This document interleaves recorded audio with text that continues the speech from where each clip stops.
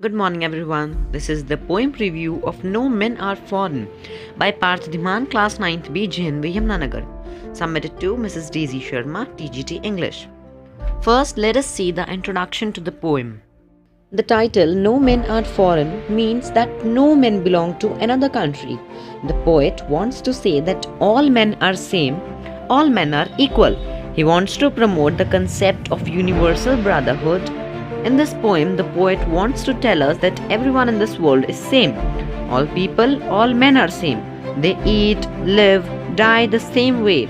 Everyone gets the bounties of nature like sunshine, land, etc. in equal quantities. We can also say that it is a peace poem.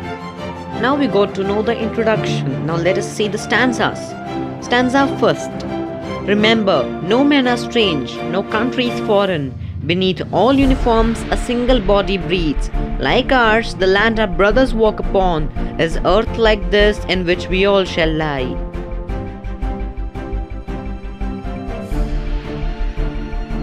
In the first line, the poet says that no men are strange and no country is foreign. So he is attempting to remove the borders from the earth which have been erected to separate different countries. Then no country will be foreign. We will feel every country as our own land when there will be no borders. Everyone will be free to move around. The poet wants to say that the entire earth is one and all the people who live on this earth belong to one human race. Then he says that inside the uniforms worn by soldiers of different countries, the human being is the same. God has made all of us in a similar way. All breathe in the same way. Then he says that all the soldiers are our brothers. We all walk upon the same Mother Earth, and upon our death we shall lie in grave in the same earth. Now the second stanza. They too, aware of sun and air and water, are fed by peaceful harvest, by war's long winter starved. Their hands are ours, and in their lines we read, a labor not different from our own.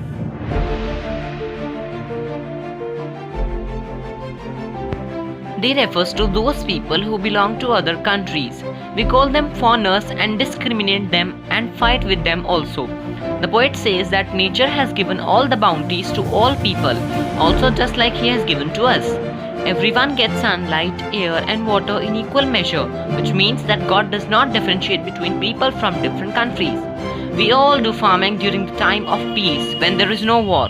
We live a relaxed life and eat the things given to us by nature. Further, he adds that the way we starve during the wars and winter time is the same for those belonging to other countries.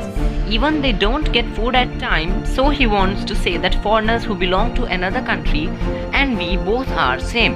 And then the poet says that even their hands are same as ours. They work very hard just like we do. He is giving all these examples to convey to the reader that there is no difference in us and the people belonging to another country. Now let's read the third stanza.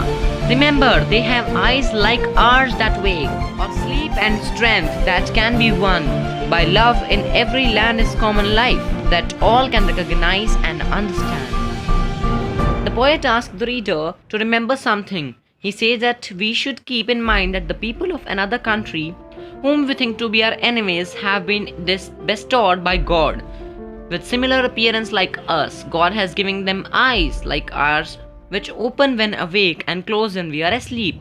Similarly, he has given them strength, which we can win through love. Then he says that in every country, in every land, there is one common life.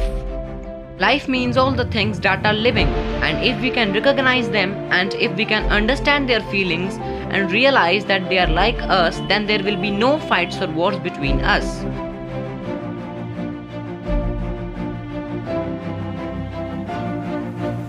Let us remember, whenever we are told to hate our brothers, it is ourselves that we shall dispose, betray, condemn. Remember, we who take arms against each other. The poet says that we should remember that whenever someone tells us to hate a person from another country, to think him as our enemy, and whenever we think someone to be our enemy, then we deprive ourselves, we cheat ourselves, and we condemn ourselves. He says that we should stay away from such negativity. We should not consider anyone to be our enemy. During a war, both the parties must bear the loss, and that is why the poet says that war is not in our favor. He says that whenever we pick any weapon against someone, we should remember one thing. Time for stanza 5. It is the human earth that we defile, our hells of fire and dust outrage the innocence of fear that is everywhere our own. Remember, no men are foreign and no country strange. We should keep in mind that whenever we pick weapon against any person, we make the earth dirty because weapons kill people and their bodies which fall on the earth make it dirty. Whenever war happens, it leads to the lot of bloodshed, fire and death. These dead bodies accumulate on the earth and make it impure. The fire of war which erupts, the smoke which comes out, the dust which fills the air. It is so dirty that it pollutes and outrages the purity of air. With all these things, the poet wants to give us a message that we should not indulge in war. Finally, he ends the poem by writing the first line in reverse and saying that remember, no men are foreign and no country strange. Now time for the literary devices.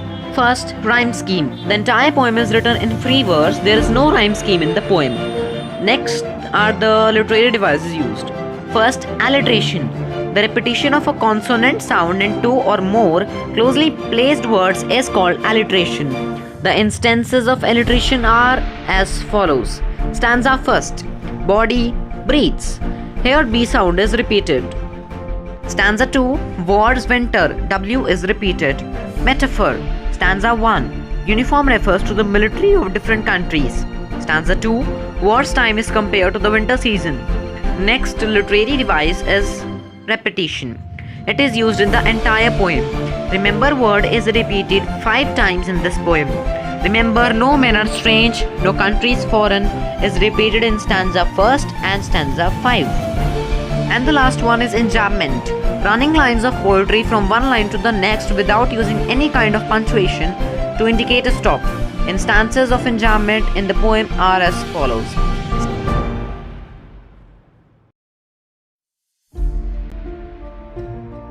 Thank you.